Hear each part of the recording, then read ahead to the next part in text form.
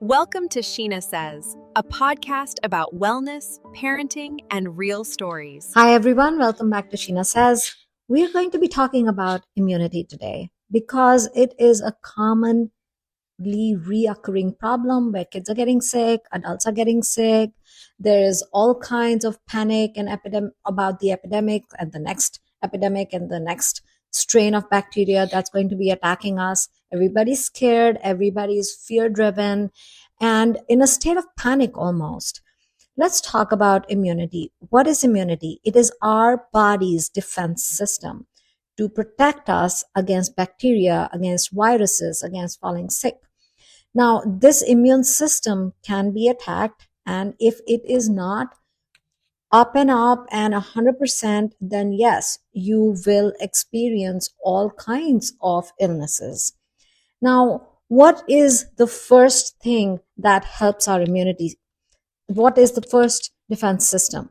It is our tonsils and our adenoids. And these days, it's a very common practice for doctors to tell you, oh, your child's getting sick so often, and the tonsils are enlarged, so remove it. Or your adenoids are enlarged, that's why he's mouth breathing or snoring, so let's just remove them. Is that right? The short answer, not really. The tonsils and the adenoids are the immunity gatekeepers. They are our first line of defense. They are what is preventing the bacteria that is entering from our mouth and nose, and they are teaching it how to respond, and they are responding to it if it is negative. So what they do really are they are made of lymphoid tissue, and they trap bacteria and viruses and allergens, and they present these invaders to immune cells, helping the body recognize threats early. So they're kind of like the border control of our digestive tract as well as our respiratory system. So they perform a very, very important function in our body. Now, the antibody production, especially in children, is that they help produce the IgA antibodies, which protect the mouth, throat, sinuses, and upper airways. These are most active in early childhood. Training the immune system is what we need to do. We don't need to remove these, we need to regulate them.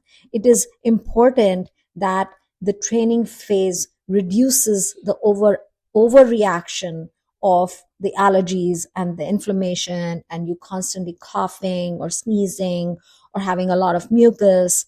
And why they are really enlarged or infected, an enlarged or inflamed tonsil or adenoid is a sign that they're working overtime, that there is recurrent infections, mouth breathing, allergies, poor gut health, and the immunity is not really balanced.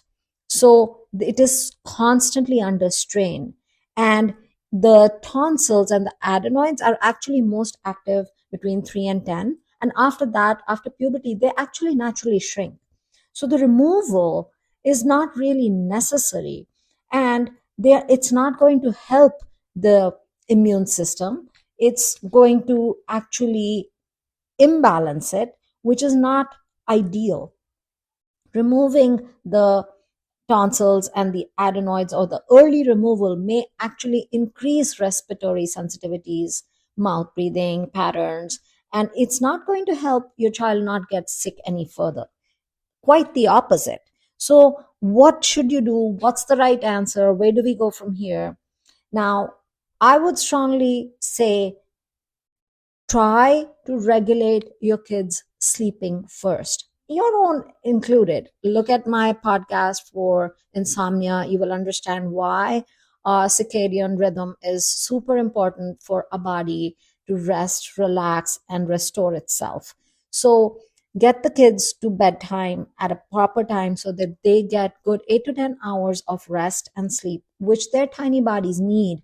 And so do we, for our bodies to kind of wake up feeling refreshed and ready to attack the new day.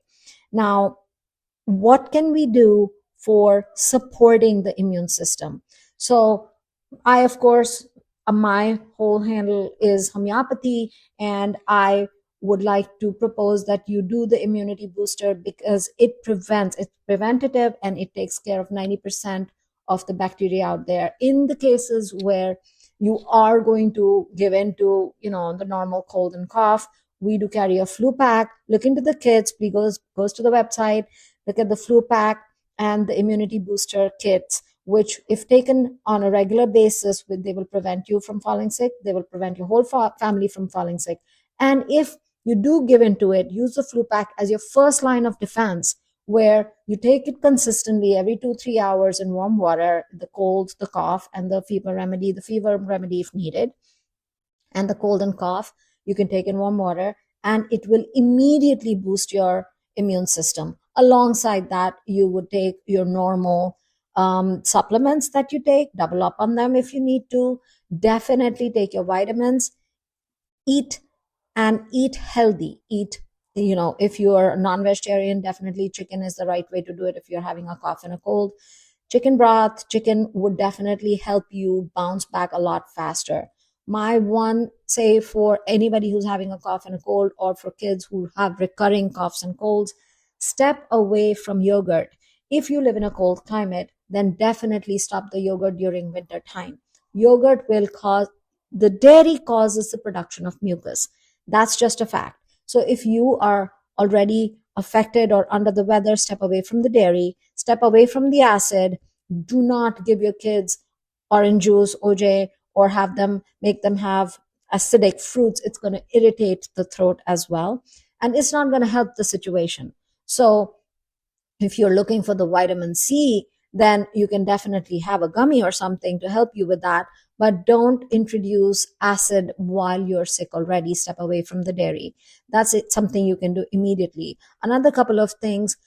The hot country hacks are different from the cold country hacks, and maybe we will talk about them in our next episode. But for this episode, I want you to focus on the fact that if you're living in a cold country and it's winter time, the weather is cold, don't go out with a head freshly washed or wet hair. It's already cold outside. Your hair or your head is immediately going to absorb more cold and probably get you sick. Step away from cold foods like cucumbers, celery, yogurt. Try to do the warmer foods in the daytime and at nighttime.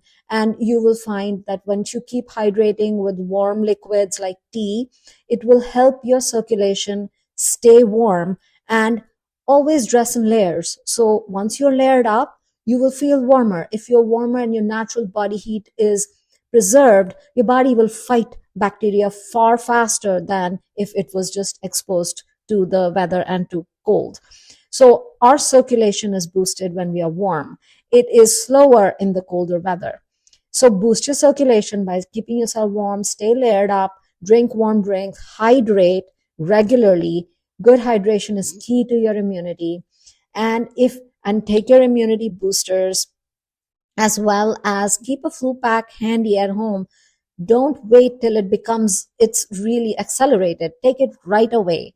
And then if you need to, at night, if you need to take a breaker, take a breaker. You can do NyQuil or Tylenol, Motrin or Mucinex, whatever you have less of a reaction to. You can take it for 1 or 2 days and then cut out this cycle and then not pass it on to everybody. And of course, enforce hygiene, wash your hands, step away from kind of mixing your towels and change your pillow covers. These are just basic protocols to follow when you're under the weather. And try the immune booster. That really helps in making sure that your body, it's deflective, it's preventative, and the flu pack is more curative. Now, what else you can do? Definitely try to eat healthier. The less fillers, the less processed food you can do, the better it can be. Also support your system with supplements. B complex is a great way to boost your energy levels. If you're tired and you're exposed to cold, your likelihood of you falling sick is going to be a lot higher. So support yourself with good supplements, good food, good hydration, an immunity booster, and keep something as backup in the back end so that you can help yourself as well as your kids. And don't go ahead and assume that if you're drinking filtered water or your vegetables are washed with baking soda, then you're not going to get sick. Bacteria is everywhere. Washing your vegetables or filtering your water isn't going to be the answer to boosting your immunity. The immunity actually gets boosted when you are microdosed indigenously, which means if you're exposed to everything in a little bit of a way where your body develops an immunity to it. If you are over vigilant, it's actually going to have the opposite effect. And then you will wonder why. I already buy organic vegetables. I already wash my vegetables. I only drink filtered water. How am I getting sick? Why am I getting sick? Because you're being over vigilant. Your body does not need everything purified, because the minute you are exposed to anything, then you are the one who is the most vulnerable. No, your body needs balance. It needs a balance of food. It needs a balance of exposure, and it needs a balance of toxins also being exposed to it so that it learns how to fight it. So don't be over vigilant, quite the opposite. Drink normal water, go ahead and eat normal food, and just be following protocols of basic hygiene like washing your hands and, not coughing at somebody or not being around somebody who's coughing at you, changing your pillow covers, and eating warm foods if you're in a cooler climate, and eating cooler foods if you're in a warmer climate. Again, these are basic things that you can do to help yourself, to help your immunity, and to help your kids. Pro tip for boosting your immunity: use echinacea or elderberry gummies. It's okay to have them in supplemental capsule forms or in gummy forms, both are available. So if you do it right, you will have the right results. Follow through is extremely, extremely important. Consistency is extremely important. If you want to read more, please go to our site, yourhomeopathy.com, and follow us. Read our blog on immunity, read our blog on how to handle the flu season. Go check out our kits and go from there. Do it right, people. Get your immunity up and going. That'll help you not falling sick every other week. Thank you. Until next time. Thank you for listening to Sheena Says, and for more info, please visit yourhomeopathy.com.